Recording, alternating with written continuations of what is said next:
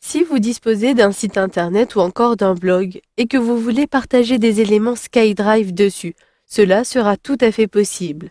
Vous le voyez ici, je suis sur le blog de mon entreprise et j'ai partagé des éléments SkyDrive. Ici un dossier Venise, en dessous une feuille de calcul ici Excel. Il s'agit donc d'un lecteur Excel Web App. Je clique ici à l'extérieur, j'utilise la barre de défilement. Vous le voyez, j'ai bien ce lecteur qui me permet de naviguer d'une feuille à l'autre et même je vais pouvoir modifier dans certains cas les éléments si les autorisations ont bien été données. Ensuite, vous allez retrouver un peu plus en bas une présentation PowerPoint que j'ai partagée également. Je peux utiliser les différents outils que j'ai eu l'habitude d'utiliser sur PowerPoint Web App. Donc tous les éléments de SkyDrive peuvent potentiellement être partagés sur vos sites internet et blogs. Je sélectionne ici Fichier SkyDrive. Je retrouve le code d'intégration de mon dernier élément partagé, mais surtout, je vais pouvoir partager d'autres éléments. Je désactive donc Venise. Je désire partager un texte. Il me suffit de cliquer sur le dossier en question et là, je désire partager plutôt la lettre. Pour avoir un aperçu, il me suffit de sélectionner les miniatures. Il s'agit donc ici des informations. Je sélectionne le document et je retrouve partager dans la barre des menus. Mais il ne s'agit pas de partager, il s'agit d'incorporer.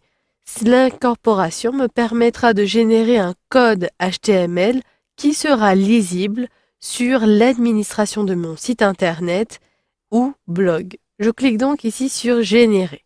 Au bout d'un instant, vous allez le voir, je récupère ici un code et j'ai un aperçu du lecteur Word Web App juste à gauche. Si vous allez incorporer un document Excel, vous allez avoir davantage d'informations et de configurations possibles pour votre document. J'appuie donc ici sur les touches CTRL-C de mon clavier où je sélectionne tout simplement le lien et j'autorise l'accès de mon navigateur au presse-papier. J'ai terminé, je clique donc sur Terminer. Si je désire insérer maintenant ce lecteur dans un article de mon blog, il me suffit de rejoindre l'administration, mon tableau de bord, et de créer un nouvel article. Je sélectionne donc ici sur Ajouter un article. Au bout d'un instant, je saisis Lettre d'information. Il s'agit donc bien de Information 2013. Et en dessous, j'utilise les fonctionnalités CTRL-V. Sélectionnez bien avant cela Texte pour coller votre code. J'appuie donc sur les touches CTRL-V. Maintenant que cela est fait, soit j'ai un aperçu de mon article, soit je le publie directement.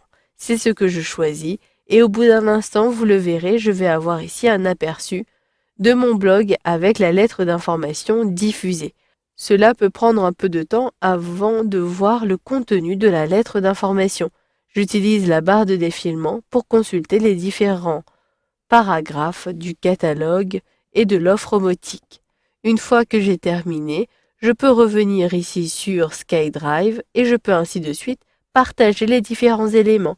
Je peux partager différents documents, je peux également partager différents dossiers, c'est le cas pour Venise, mais par contre, ce dossier, si je clique dessus à partir de mon blog, je vais ouvrir directement SkyDrive et je vais avoir accès aux différents éléments depuis SkyDrive. Donc les personnes doivent avoir les autorisations pour consulter ces différents éléments.